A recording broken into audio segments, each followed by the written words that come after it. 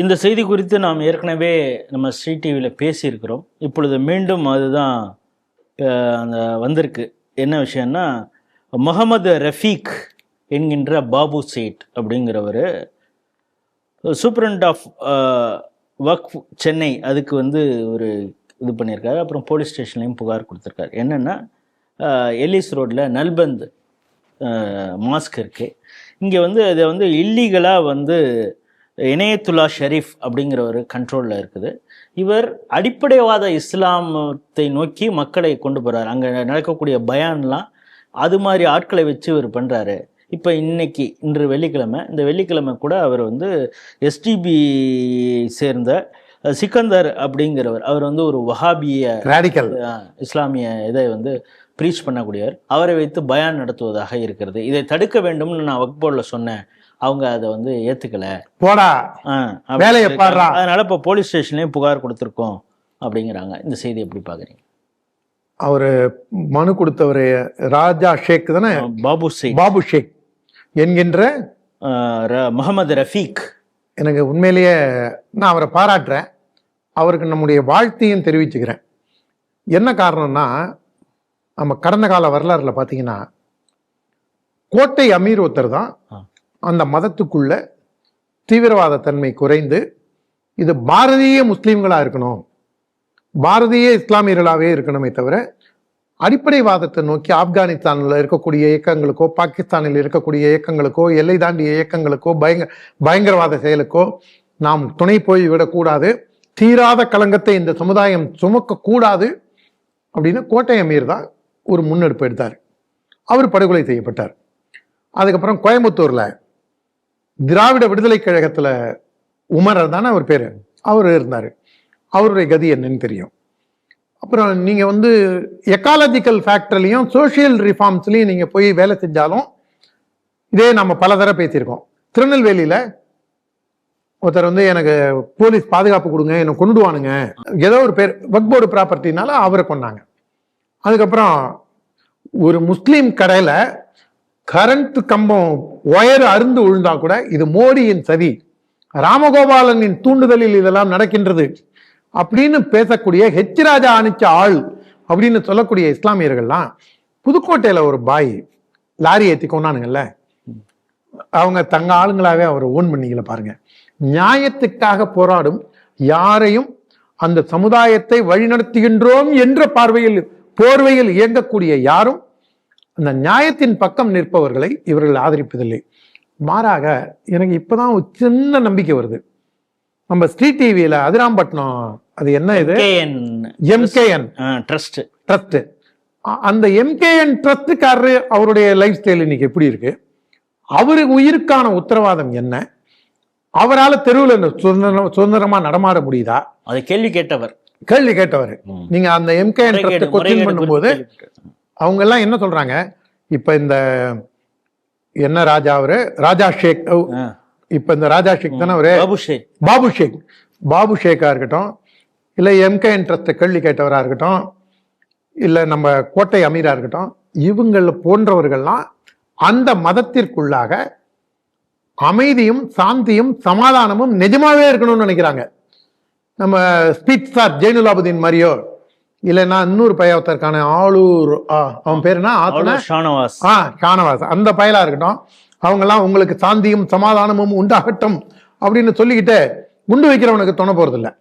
அவங்கெல்லாம் அதை செய்யக்கூடியவங்க. ஆனா இவங்கெல்லாம் நீங்க பாத்தீங்கன்னா பாபு ஷேக் போன்றவர்கள்லாம் எம்கே இன்ட்ரெஸ்ட் எடுத்து போராடுறவங்க. இன்னும் அந்த என்னுடைய பார்வையே என்னன்னா, நாம பேசுறதுனால அந்த மதத்துல மறுமலர்ச்சி வந்துட போறது இல்லை. அந்த மதத்திற்குள் மாற்றம் வர வேண்டும் என்றால் அந்த மதத்திற்குள்ளாக அங்கு இருப்பவர்கள் போராடி வெளிக்கொண்டு வர வேண்டும். அதுதான் சரியா இருக்கும். அப்படி இந்த கருத்தை நம்ம பேசும்போது தான் என்ன ஆகுது, அந்த நமக்கு தெரிய வரக்கூடியது என்னன்னா, நிறைய பேர் அந்த மதத்துல இருந்து இந்த மாதிரி பிரச்சனைகளை அட்ரஸ் பண்றதுக்கு தயாரா இருக்காங்க. ஆனால் அரசாங்கம் அதற்கு செவி சாய்ப்பதில்லை. மாறாக அரசாங்கம் யாருக்கு செவி சாய்க்குது, சிலிண்டர் வெடிச்சிருச்சுங்க அப்படின்னு சொல்லி அரசாங்கமே அதை நியாயப்படுத்துது. ஒருத்தனை அடிச்சு தொங்க விடுறான், மூஞ்சிலேயே அடிச்சு லவ் மேட்டர்ல மூஞ்சிலேயே குத்தி தொங்க விடுறான். அதை பத்தி யாரும் பேசுறதும் கிடையாது. இப்ப எனக்கு இன்னொரு இது என்னன்னா, ஏற்றத்தாழ்வுகள் இஸ்லாமில் இல்லை, நீங்க இஸ்லாம்ல நீங்க சேர்ந்தீங்கன்னா அடுத்த நிமிஷம் ஏற்றத்தாழ்வுகள் மறைந்து விடுங்கிறாங்கல்ல. சன்னி, ஷியா, ஷேக்கு, மரக்காயர், லப்ப, இவ்வளவு ஜாதி இருக்கு. அதுல வந்து இப்ப பாருங்க, இந்த அடிப்படைவாத இந்த இஸ்லாமியர்கள் வஹாபியத்தை பின்பற்றுறவங்க, சன்னி மத இதுல ஜாதியில இருக்கிறவங்கள நீங்க அவங்க வந்து சுஃபி மார்க்கத்தை பயன்படுத்துறவங்க பின்பற்றுறவங்களையோ இல்ல சலாஃபி, வஹாபி, இது மாதிரி பல பிரிவுகள் இருக்கு. அதுல முரட்டுத்தனமா இல்லாம அடிப்படைவாதத்தை கைகொள்ளாம கொஞ்சம் இந்த மதத்துக்கான கெட்ட பேர் இல்லாம இருக்கணும், எல்லாரோடையும் இசைவா வாழணும்னு நினைக்கக்கூடியவங்களை கம்மியான எண்ணிக்கையில் இருக்கக்கூடிய இந்த வஹாபியர்கள் சோகால் இவங்கெல்லாம் வழிநடத்துறது எவ்வளவு தூரம் ஒரு ஆபத்துல கொண்டு போய் விடுன்னு பாருங்க. ஏற்கனவே நம்ம இந்த நியூஸ் பேசுறப்ப நம்ம வீடியோவை எடுக்கணும்னு சொன்னாங்களே தவிர, அதாவது அவங்கள பொறுத்த வரைக்கும் எடுக்கணும்னு சொன்னவங்களோட நோக்கம் அவங்க தான் வந்து காவல்துறை தான் போய் அந்த பிரச்சனைகளை தீர்க்கணும். இந்த பாபு ஷேக்கை கூப்பிட்டு விசாரிச்சு என்ன மாற்று வாயா யார் யாவான் இந்த சிக்கந்தர்னு பேசுறானே இவனுடைய பின்புலம் என்ன அப்படின்னு அந்த மசூதியில கேட்டாங்கன்னா அந்த மசூதி நிர்வாகத்துக்கும் பயம் இருக்கும். இதுக்கு பின்னாடி இருக்கக்கூடிய ஆற்காடு நவாப், இது சுதந்திர பாரதம், இது குடிமக்களுக்கான ஆட்சி, ஓட்டு போட்டு நம்ம பிரதிநிதிகளை தேர்ந்தெடுக்கிறோம். அப்படி இருக்கும்போது யார் இந்த ஆளு? இவர் என்ன ஆற்காடு நவாப்னா? அவங்க கண்ட்ரோல்ல இருக்கக்கூடிய மசூதிகளும் நிறைய வஹாபி கையில போயிடுச்சுங்கிறாங்க. அதுதான் பிரச்சனையே.